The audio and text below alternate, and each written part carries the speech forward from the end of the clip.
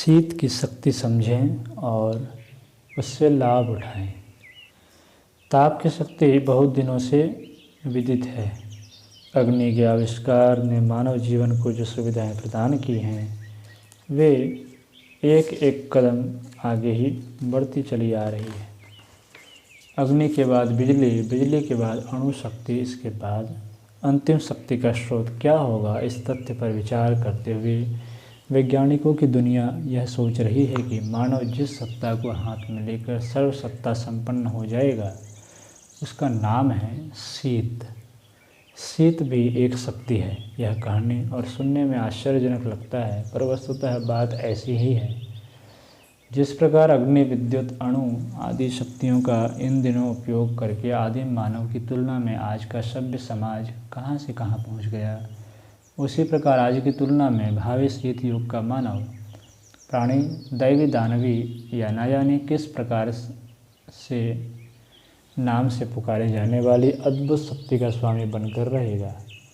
जब शून्य से 100 डिग्री नीचे का शीत उत्पन्न करने और उसका उपयोग करने की क्षमता विज्ञानी मनुष्य के हाथ में होगी, तब हवा को धातु पिंड की तरह जमाया जा सकेगा। और आज जिस तरह विविध उपकरण धातुओं से बनाए जाते हैं, तब जमी हुई हवा से भी वे सब वस्तुएं विनिर्मित की जा सकेंगी।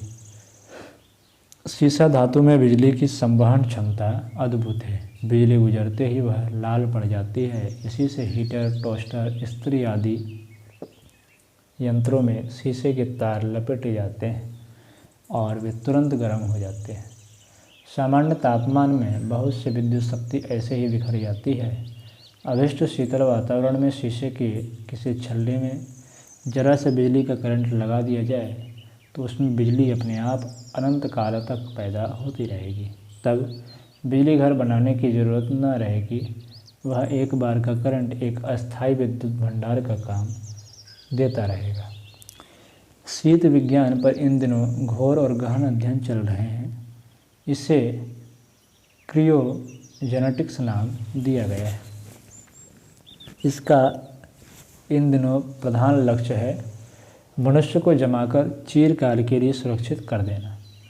अंतर्ग्राही यात्रा के लिए जाने वाले यान वर्तमान कल्पना के अधिकतम वेग से चलने पर भी अभिष्ट ग्रह नक्षत्रों तक पहुंचने लौटने में कई सौ वर्ष लगा लिया करेंगे।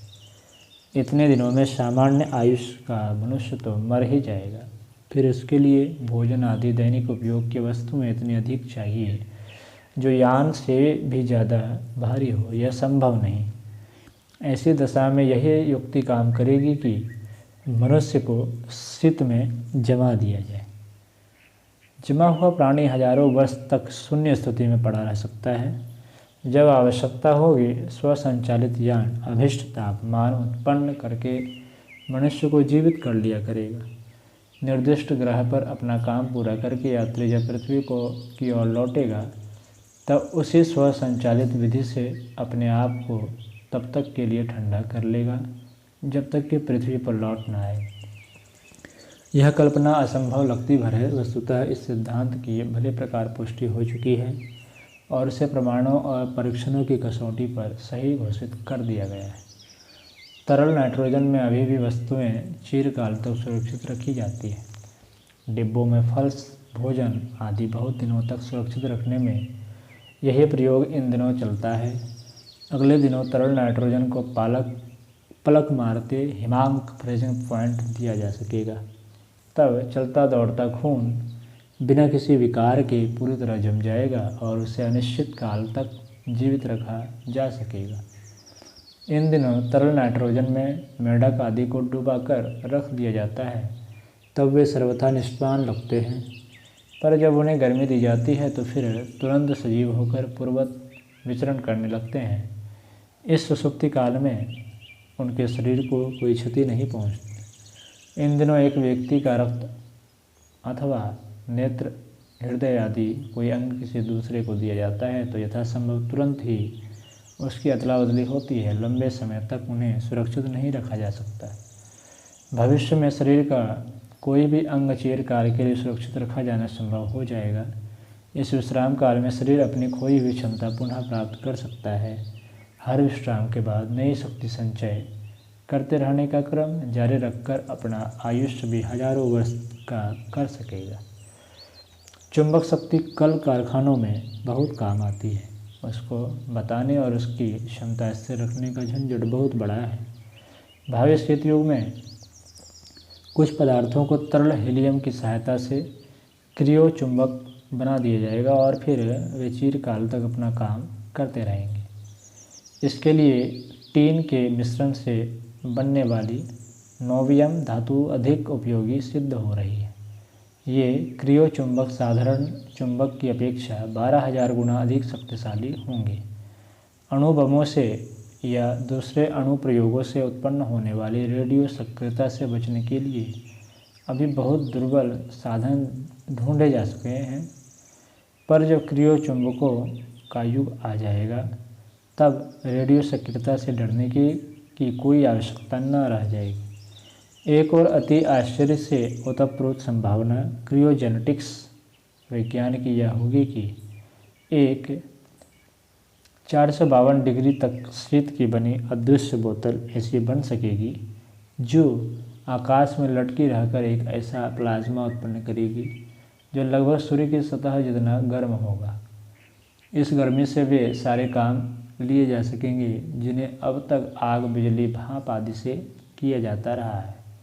फिर अणु भट्टी बनाने की बात पुरानी और बेकार हो जाएगी। जितने तापमान की आवश्यकता होगी उतना बिना किसी खर्च के उपयुक्त प्लाज्मा द्वारा प्राप्त कर लिया जाएगा। डॉक्टर सैनफोर्ड ब्राउन ने यह प्लाज्मा प्रयोगशाला में बनाकर दिखा भी दिया है। वह समय दूर नहीं जब सार्वजनिक ताप आवश्यकता की पूर्ति इस बिना खर्च वाले माध्यम से ही होती रहा करेगी। क्रियोजेनेटिक्स विज्ञान का कार्य क्षेत्र 0 से 150 डिग्री ठंडक होने से आरंभ होता है और अभी उसकी अंतिम संभावना 460 डिग्री आंकी गई है। इस एब्सोल्यूट जीरो अंतिम शून्य से प्रभावित पदार्थों के मॉलिक्यूल्स कण अपनी चिरंतन गतिशीलता त्याग कर स्थिर हो जाया करेंगे। ऐसी दशा में उन्हें अन्य किसी पदार्थ से बदल दिया जा सकना संभव हो सकेगा। तब लोहा सोने में भी परिवर्तित हो सकेगा और पारस पत्थर की दंत कथा प्रत्यक्ष दृष्टिगोचर होती रहेगी। शीत विज्ञान नया नहीं है, उसके प्रयोग बहुत दिनों से चल रहे हैं, पर अब उसकी व्यापक संभावनाएं अधिक विस्पष्ट हो चली हैं। गैसों का शीतलीकरण भली प्रकार होने लगा है। ठंडक पाकर वे तरल हो जाते हैं। 0 से 297 डिग्री पर अभिजन, 302 डिग्री पर आर्गन, 320 डिग्री पर हाइड्रोजन, 452 डिग्री पर हीलियम द्रव रूप में बदल जाती है। यह द्रव गैस प्रचंड शक्ति की निर्झरनी है। इसका स्पर्श होते ही बर्फ़ की सिल्ली देखते देखते उबलने लगती है। इतनी प्रचंड ताप उत्पादक क्षमता है इनमें। द्वितीय विश्व युद्ध में जर्मनी ने लंदन पर B-2 रॉकेट बरसाए थे। वे जहां गिरते थे गजब ढाते थे। ये रॉकेट तरल ऑक्सीजन, अल्कोहल और दूसरे रसायन मिलाकर बनाए गए थे। मनुष्य के स्वभाव व्यवहार में ताप का उपयोग अधिक होता रहा है। इससे खर्च अधिक हुआ और लाभ कम रहा। अब दृष्टिकोण में परिवर्तन करने का समय आ गया। हमें शीत की उपयोगिता समझनी चाहिए और इसकी शक्ति को अपने क्रियाकलाप में सम्मिलित करना चाहिए। स्वभाव में आमतौर से जोशीले और सक्रिय व्यक्ति आवेश, उत्तेजना और क्रोध करने की आदि देखे गए हैं। जल्दबाज लोग इच्छानुकूल स्थिति न होने पर बेतरह झल्लाते, खींचते और उद्विग्न होते हैं। दूसरों को खिन्न, अपमानित और उत्तेजित करते हैं। साथ ही अपना संतुलन बिगाड़कर शरीर और मस्तिष्क में अनावश्यक ताप उत्पन्न कर लेते हैं। इससे रक्त में विषैला मादकता बढ़ता है और जीवनी शक्ति का पोषक भाग जलता है। आवेशग्रस्त स्वभाव के कारण गुत्थियाँ सुलझती नहीं उलझती हैं। जो हानि हो चुकी उसकी पूर्ति क्रोध से किसी भी प्रकार नहीं हो सकती। वह क्षति अपना और दूसरों का मानसिक संतुलन बिगाड़ जाने से बिगड़ जाने से और भी अधिक बढ़ जाती है। यदि उस क्षति की पुनरावृत्ति रोकनी हो तो शांत चित्त से वास्तविक कारण तलाश करना चाहिए और निवारण के लिए धैर्यपूर्वक शांत चित्त से जो भी उस अवरोध का कारण हो उसका निवारण करना चाहिए। यह प्रयोजन शांति और क्षोभ रहित स्थिति में ही ठीक तरह पूरा किया जा सकता है। अपने स्वभाव में यदि ताप तत्व बढ़ा चढ़ा हो तो उसे घटाने का विलंब प्रयत्न आरंभ कर देना चाहिए। शीतलता की मात्रा जितनी ही बढ़ेगी अपना व्यक्तित्व उतना ही प्रभावशाली, चिंतनशील और दूरदर्शितापूर्ण होता चला जाएगा। आहार में से उष्णतावर्धक तत्वों को हटाना चाहिए। गर्मा गर्म चाय, कॉफ़ी, सिगरेट, नशा, मिर्च मसाले स्वाद में भले ही अच्छे लगें, उनकी प्रतिक्रिया शरीर पर ही नहीं मन पर भी बुरी होती है। तामसिक भोजन इसलिए हानिकारक बताया गया है कि वह ऊष्मा की अनावश्यक मात्रा बढ़ाकर अवांछनीय उत्तेजना पैदा करता है। गर्मी हर चीज़ को सुखाती है, आहार की उष्णता में सुखाती और पिघलाती है। इससे पुष्टि और दृढ़ता बनाए रखने वाले तत्व घटते जाते हैं और असमय ही मृत्यु के मुख में जाना पड़ता है। ऋषि मुनियों की तपश्चर्या तप साधनाएँ शीत प्रधान हिमालय में होती थी। ठंड से हानि नहीं, लाभ होता है। खांसी, जुकाम, निमोनिया आदि सर्दी के प्रकोप नहीं, वर्ण भीतर भरे हुए विकारों को शीत द्वारा निकाल बाहर करने का प्रयोग मात्र है, जो उस वातावरण में थोड़े दिन रहने पर सहज ही ठीक हो जाते हैं। गर्म रहन सहन की आदत बदलते समय थोड़ी प्रतिक्रिया हो सकती है, पर कुछ ही दिनों में यह स्पष्ट हो जाएगा कि सर्दी सहने के लिए शरीर खुशी खुशी तैयार है। नाक के भीतरी भाग सबसे कोमल है, आंखें भी कम कोमल नहीं हैं। गाल, होंठ आदि चेहरे का सारा कलेवर नंगा रहता है, उस पर कोई ऊनी सूती वस्त्र नहीं पहनाया जाता है। फिर भी चेहरे के सभी कोमल अंग पूर्णतः नंगे रहकर शीत सहन करते हैं और किसी प्रकार की असुविधा अनुभव नहीं करते। यदि संभव हो तो अपना निवास स्थल शीत प्रधान क्षेत्रों में विनिर्मित करना चाहिए। बीच बीच में कुछ समय के लिए उधर जाते रहना चाहिए, अन्यथा जहाँ भी रहना पड़े वहाँ अपेक्षाकृत शीतल वातावरण बनाने का प्रयत्न करना चाहिए। सघन वृक्षों की छाया, नदी तट, कच्ची मिट्टी या फूस से बने घर शीतल रहते हैं और लाभ पहुँचाते हैं। उष्ण प्रदेश में रहने वालों की अपेक्षा शीत प्रकृति के देशों या क्षेत्रों में रहने वालों का स्वास्थ्य सौंदर्य सदा अच्छा पाया जाएगा। यह शीत का ही महात्मा है। कपड़ों से लदे और कसे रहने से त्वचा पीली पड़ जाती है और उसकी सहन शक्ति नष्ट हो जाती है। ऐसे लोग बार बार और जल्दी जल्दी बीमार पड़ते हैं। स्वस्थ रहना हो तो कम से कम कपड़े पहनने चाहिए, सो भी ढीले और हवादार। भारतीय प्राचीन पोशाक में धोती दुपट्टा दो ही पुरुष वस्त्र थे। शरीर को खुली हवा और रोशनी समुचित मात्रा में मिलती रहे, वायु संपर्क में शीतलता मिलती रहे, इसलिए अपने शरीर आच्छादन की यह विधि प्रक्रिया बनाई गई थी। शीत छूने में ही ठंडा लगता है, वस्तुतः उसमें वास्तविक और उपयोगी उष्णता पैदा करने की पूरी सामर्थ्य विद्यमान है, जबकि गर्म वस्तुएं जो छूने में उत्तेजक प्रतीत होती है परिणाम में शिथिलता और अशक्तता ही उत्पन्न करती है। इस तथ्य को समझने पर हमें इस निष्कर्ष पर पहुंचना पड़ेगा कि शारीरिक और मानसिक क्षेत्र को अनावश्यक ताप से बचाकर उपयुक्त शीतलता के संपर्क में रखना ही श्रेयस्कर है। सर्दी मनुष्य के लिए कितनी उपयोगी है इसे बहुत कम लोग जानते हैं। आमतौर से लोग ठंड से बचने के लिए कपड़ों के लवादे लादे रहते हैं। ठंड लगने से जुकाम, निमोनिया आदि हो जाने के भय से डरते रहते हैं। वस्तुतः शीत लाभदायक है, हानिकारक नहीं। हानिकारक उनके लिए है जिनने अमीरी के चोचलों में फंसकर अपनी त्वचा को ऋतु प्रभाव से बचाते हुए उसकी सहन शक्ति को नष्ट कर दिया है। दुर्बल के लिए तो दैव भी घातक हो जाता है। सर्दी गर्मी तो क्या, रोटी पानी भी उसके लिए विपत्ति सिद्ध हो सकती है। ऐसे अपवादों को छोड़ दें तो शीत के उपयोगी प्रभाव को ही स्वीकार करना पड़ेगा। ठंडे देशों के निवासी गर्म प्रदेशों के निवासियों की तुलना में अधिक स्वस्थ, सुंदर और दीर्घजीवी होते हैं। उत्तरी ध्रुव के निवासी नितांत हिमाच्छादित प्रदेशों में स्वल्प साधनों से निर्वाह करते हैं और साधन संपन्नों की अपेक्षा अधिक जीवनी शक्ति युक्त पाए जाते हैं।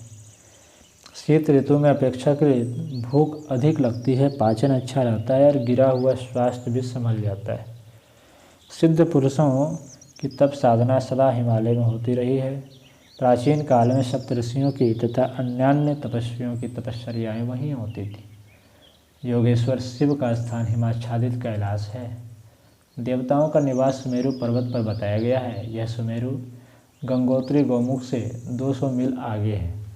देवोद्यान नंदनवन गंगा के उद्गम गौमुख से थोड़ा ही आगे। पांडवों ने जिस स्थान पर स्वर्गारोहण किया था, व्यास जी को त्वरा लेखक बनाकर गणेश जी ने जिस स्थान पर महाभारत लिखा था, और व्यास गुफा वसुधारा बद्रीनारायण से आगे है। श्री कृष्ण भगवान ने रुक्मिणी सहित तपश्चर्या बद्रीनारायण तीर्थ में की थी। भगवान राम अयोध्या का राज्य लवकुश को देकर स्वयं देवप्रयाग तप करने के लिए चले गए थे। ये सब स्थान हिमालय में ही हैं। आध्यात्मिक तपश्चर्याओं का 3/4 इतिहास हिमालय की शीत प्रधान भूमि से ही संबंधित है। मन की एकाग्रता, अंतःकरण की पवित्रता, इंद्रियों का निग्रह, समाधि की तन्मयता, दिव्य प्रकाश की प्रखरता जैसे लाभ हिमालय में जितनी सुविधापूर्वक संभव है, अन्यत्र नहीं। वहाँ अभी भी आश्चर्यजनक आयुष्य वाले सिद्ध योगी पाए जाते हैं। अभी कुछ दिन पूर्व गंगोत्री में स्वामी कृष्णाश्रम जी का स्वर्गावास हुआ। उनकी आयु के संबंध में संपर्क वाले व्यक्ति 200 वर्ष से अधिक बताते हैं। नग्न और मौन स्थिति में वे इस हिमाच्छादित प्रदेश में ही रहा करते थे। ऐसे विदित योगी कई हैं। अविज्ञात सिद्ध पुरुष तो कितने ही उस क्षेत्र में अत्यधिक आयुष्य वाले हैं। हिमालय की तपश्चर्या, आत्मशक्ति, दिव्य दृष्टि जैसी सिद्ध विभूतियाँ ही नहीं, अक्षय स्वास्थ्य और दीर्घ जीवन भी प्रदान करती है। हिमालय विश्व चेतना का हृदय है। जिस प्रकार पृथ्वी के केंद्र ध्रुव हैं, उसी प्रकार भूलोक के इस उत्तरायण वर्ग का चेतना ध्रुव हिमालय है। यहाँ वे लाभ सहज ही मिल जाते हैं जो अन्यत्र तप साधना करने पर दीर्घ काल में भी मिल सकने कठिन है। हिमालय की विशेषता अन्य सूक्ष्म एवं आध्यात्मिक कारणों से तो है ही, प्रत्यक्ष कारणों से उसकी शीत प्रधानता भी कम महत्वपूर्ण नहीं है। विज्ञान अब इस निष्कर्ष पर जा पहुँचा है कि शीत की सहायता से कायाकल्प भी संभव है और शरीर सहित हजारों वर्षों तक जीवित रहा जा सकता है। कुछ समय पूर्व नोबेल पुरस्कार विजेता डॉक्टर कैरल ने यह प्रतिपादित किया था कि शीत की सहायता से मानवीय आयुष्य में आशातीत वृद्धि की जा सकती है। इस संदर्भ में प्रयोग निरंतर चलते रहे। अब यह प्रमाणित कर दिया गया है कि प्राणियों को बर्फ़ की तरह जमाकर सुरक्षित रखकर न केवल उनके शरीर को वर्ण प्राणियों को भी सुरक्षित रखा जा सकता है। उत्तरी ध्रुव की खोज में गए हुए अन्वेषकों के मृत शरीर सैकड़ों वर्ष बाद ज्यों के त्यों बिना किसी विकृति के इस स्थिति में पाए गए, मानो अभी जल्दी ही उनकी मृत्यु हुई है। अन्य ही प्रदेशों में मृत शरीर चिरकाल तक सुरक्षित रहने की बात तो लोगों को पहले से ही विदित थी। अब यह भी संभव हो गया है कि न केवल शरीर को वर्ण प्राण को भी शीत में जमाया जा सकता है और फिर सुविधा अनुसार सजीव एवं सक्रिय किया जा सकता है। शुक्राणु शीत में जमा दिए जाते हैं, तब उनकी हरकत बंद हो जाती है। जब गर्मी पहुंचाई जाती है तो वे संतानोत्पादन के उपयुक्त बन जाते हैं। यह तथ्य अब चिकित्सा शास्त्र के सभी विद्यार्थी जानते हैं। म्यूनिख विश्वविद्यालय के वे प्रयोग भी अब पुराने हो गए, जिनमें चींटियों का एक समूह जमा दिया गया था और वे 10 दिन बाद पिघलाए गए जाने पर वे जीवित होकर सामान्य जीवन जीने लगी। कुछ दिन पूर्व यह घटना समाचार पत्रों में प्रकाशित हुई थी कि मिस अंग को शीत की सहायता से नवजीवन प्रदान किया गया। उक्त महिला ने आत्महत्या की। उसने विष खा लिया। डॉक्टरों ने उसके प्रधान अवयव निष्क्रिय पाए। यकृत बेकार हो चुका था, गुर्दे घुलकर बह चुके थे, हृदय में नाम मात्र का स्पंदन था। इस मरणासन लाश को उच्च विज्ञानवेत्ता लेम्पेल ने शीत में जमा दिया और एक कांच के बर्तन में 42 दिन तक सुरक्षित रखा। इसके बाद गर्मी दी गई तो उसमें सजीवता के चिन्ह दिखे। उपचार के बाद उसका शरीर आत्महत्या से पहले की अपेक्षा कहीं अधिक अच्छा हो गया। उसमें नवयौवन फूट पड़ा और उस अधेड़ महिला को अपना विवाह करने के लिए विवश होना पड़ा। इस सफलता के बाद उपयुक्त उच्च वैज्ञानिक ने दावा किया है कि कायाकल्प का यह प्रामाणिक उपाय है। कुछ समय के लिए यदि मनुष्य को शीत में जमा दिया जाए तो उसके थके हुए अंग प्रत्यंगों को पूर्ण विश्राम मिल सकता है और इस विश्रांति से सजीव शरीर नवजात बालक की तरह फिर तरोताज़ा एवं जीवनी शक्ति से भरपूर हो सकता है। इसी प्रकार हर 50 वर्ष बाद कुछ दिन का शीत विश्राम दिया जाता रहे तो मनुष्य 2000 वर्ष तक जीवित रह सकता है। डॉक्टर लैम्पेल का तर्क है कि सृष्टि के समस्त जीव जितना समय बचपन से लेकर युवा होने में लगाते हैं उससे प्रायः 15 गुना पूर्ण जीवन माना जाता है। गाय 2 वर्ष में युवा होती है, उसकी पूर्ण आयु 30-35 वर्ष मानी जाती है। मनुष्य यदि 25 वर्ष में तरुण होता है तो उसे स्वभावतः लगभग 400 वर्ष जीना चाहिए। यदि इससे कम आयु में मरना पड़े तो समझना चाहिए कि जीने की विधि व्यवस्था में कोई भारी भूल रह गई। उसी से अकाल मृत्यु का ग्रास होना पड़ा। उनके शोधों का निष्कर्ष यह है कि शीत जीवन का मित्र है और ताप शत्रु। ताप से जितना बचा जा सके और शीत से जितना सानिध्य रखा जा सके उतनी ही शरीर की सुरक्षा बनी रहेगी। ये प्रयोग पशु शरीरों पर जारी है। साधारणतः 98 डिग्री से तापमान घटने पर शरीर के कलपुर्जे शिथिल होने लगते हैं। बछड़ों के भीतरी अवयवों को एक सीरम रसायन से उत्तेजित किया गया और उस उत्तेजित स्थिति में ही उसे जमा दिया गया। इस स्थिति में आरंभ से जीवन 1 दिन तक ही रह सका, पर पीछे प्रयोग करते करते यह अवधि 1 महीने तक बढ़ गई है। इस प्रकार विश्राम प्राप्त जानवर न तो बीमार पड़ता है न कमज़ोर होता है, वरन पहले से भी अधिक स्वस्थ रहने लगता है। अंतरिक्ष अनुसंधान की सुविस्तृत योजना अमेरिकी वैज्ञानिकों ने मनुष्य सहित अंतरिक्ष यान प्लूटो ग्रह पर भेजने की बनाई है। अनुमान है कि चंद्रयान वाली चालकीय रॉकेट को वहां तक पहुंचने में 200 वर्ष लगेंगे। इतना ही समय लौटने में भी चाहिए। इतने दिन मनुष्य जीवित कैसे रहेगा? इसका समाधान इसी प्रकार ढूंढा गया है कि प्लूटो यान के यात्री को शीत से जमा दिया जाए। यान के यंत्र निर्धारित लक्ष्य पर पहुंचकर जमे हुए आदमी को गर्म कर दें। वह सक्रिय होकर अपनी खोज करे और फिर वापसी में निर्धारित यंत्र की सहायता से स्वयं जम जाए और पृथ्वी पर अपनी नींद खोले। योग समाधि में लगभग यही प्रक्रिया संपन्न की जाती है। उसमें शीतल वातावरण सहायक होता है, इसलिए इस तरह की साधनाएं हिमालय में अधिक सफल होती है। फिर भी उसमें शीत के द्वारा शरीर को जमा देने की आवश्यकता नहीं पड़ती। संकल्प बल और प्राण शक्ति की सहायता से भीतरी अवयवों को बंद या मंद कर दिया जाता है। फलतः श्वास प्रश्वास, रक्ताभिसरण, पाचन क्रिया, मल विसर्जन आदि सारे आंतरिक क्रियाकलाप बंद हो जाते हैं। मस्तिष्क की बौद्धिक क्षमता अचेतन केंद्र में लय हो जाती है। समाधि कितने समय की लेनी है, इसका प्रमाण संदेश अचेतन चित्त को दे दिया जाता है। चित्त आज्ञाकारी सेवक की तरह उस आदेश का पालन करता है और समाधि नियत अवधि पर खुल जाती है। इस समाधि क्रिया का वही लाभ होता है जो उच्च वैज्ञानिक के शीत परीक्षण द्वारा एक मरणासन महिला तथा कई जानवरों पर प्रयोग करके संपन्न किया गया है। मनोबल, आत्मबल, साधना, तपश्चर्या की अपनी शक्ति है। हिमालय चेतना उद्गम का हृदय ध्रुव होने से इन प्रयोजनों के लिए अति उपयोगी है। यह आध्यात्मिक प्रयोग है।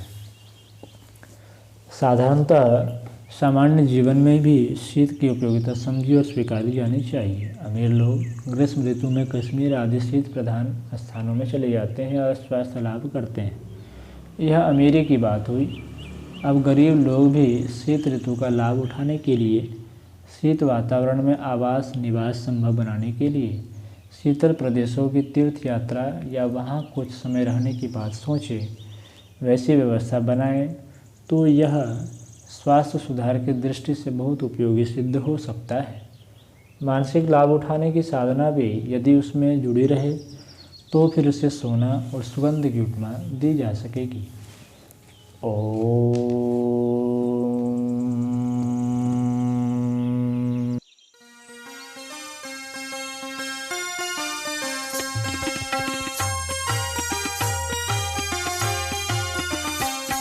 चलो गुरुदेव के सपने सजाने की शपथ ले लें। चलो गुरुदेव के सपने सजाने की